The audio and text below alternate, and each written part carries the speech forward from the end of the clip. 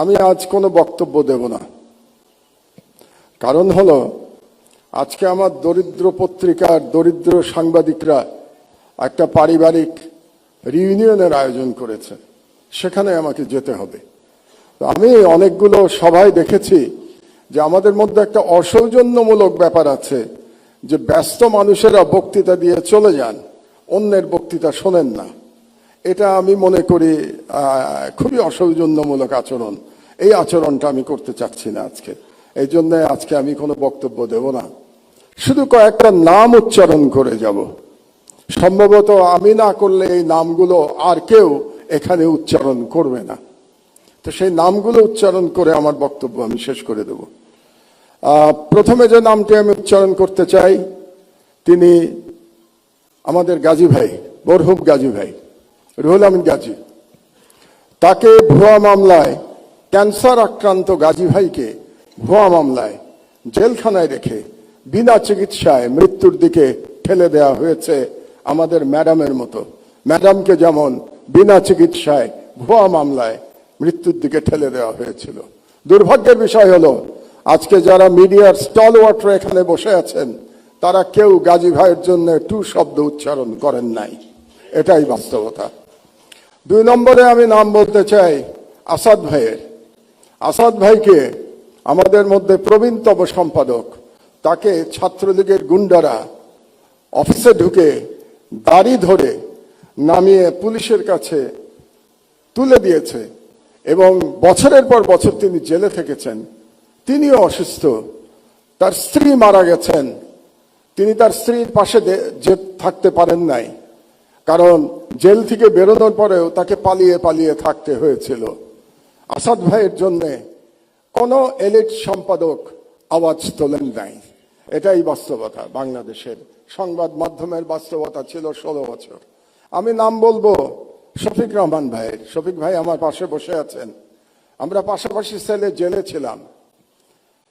80 বছর বয়সে শফিক ভাইকে মাটিতে শুয়ে থাকতে হয়েছে।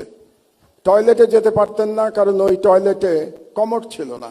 বেশ কিছুদিন শীতের মধ্যে মাটিতে পড়ে থাকতে হয়েছে, উনি উঠতে পারেন নাই। তারপরে যখন আমার পাশের রুমে আসলেন, ওনাকে ধরে ধরে আমরা ব্রেকফাস্ট করতে, দুপুরে খেতে আমরা একসাথে যেতাম, কত গল্প করেছি। শফিক রহমানের জন্য কেউ আপনারা দাঁড়ান নাই। এটাই ছিল ফ্যাসিবাদের চরিত্র। আরেকজনের নাম বলি কনক সরোয়ার। তার অপরাধ ছিল, তিনি আজকের প্রধান ব্যক্তি তারেক রহমান সাহেবের একটা বক্তৃতা তিনি লাইভ চালিয়েছিলেন। এই অপরাধে তাকে 1 বছর প্রায় জেলে থাকতে হয়েছে। তার কোম্পানির চিফকে আমি সালাম সাহেবকে এখানে দেখতে পাচ্ছি।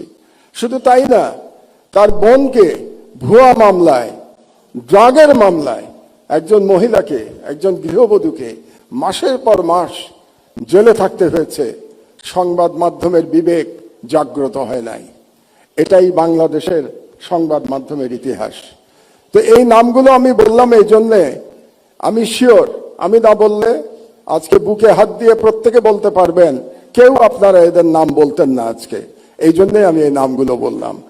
আর আমি জনাব তারেক রহমানকে একটা ছোট্ট পরামর্শ দিয়েই বক্তব্য শেষ করব। 1 মিনিট। শেখ মুজিবুর রহমান মুক্তিযুদ্ধের সাথে জড়িত ছিলেন না। তিনি জানতেন না মুক্তিযুদ্ধ কিভাবে হয়েছে, এবং তিনি ফিরে এসেও জানার চেষ্টা করেন নাই মুক্তিযুদ্ধ কিভাবে হয়েছে। তাকে আওয়ামী লীগের লোকজন যা বলেছে এবং ভারতীয় পক্ষ যা বলেছে, সেটাকেই তিনি ধরে নিয়েছিলেন। এটাই মুক্তিযুদ্ধের ইতিহাস ছিল। এই জন্যই তিনি ব্যর্থ হয়েছিলেন। জনাব তারেক রহমান, আপনি 17 বছর দেশে ছিলেন না, আপনি জানেন না এখানে কি হয়েছে। আপনার বিশিষ্ট লোকজন আপনাকে যা বলেছে, এটাই আপনি শুনেছেন। এবং এখন যারা মিডিয়ার নতুন বন্ধুরা আপনাকে যেটা বলছে, সেটাই আপনি শুনছেন এবং সেটাই আপনি মনে করছেন এটাই বাংলাদেশের 17 বছরের ইতিহাস। বাংলাদেশের 17 বছরের ইতিহাস এটা না। সেই ইতিহাস আমি বর্ণনা করব ভবিষ্যতে। যদি আপনি এরকম কোনো অনুষ্ঠানের আয়োজন করেন এবং সেই অনুষ্ঠানে আমাকে 15 মিনিট সময় দেন, তাহলে বাংলাদেশের মিডিয়ার ইতিহাস, 50 বছরের ইতিহাস আমি বর্ণনা করব। সেই প্রত্যাশা ব্যক্ত করে আমার বক্তব্য শেষ করছি।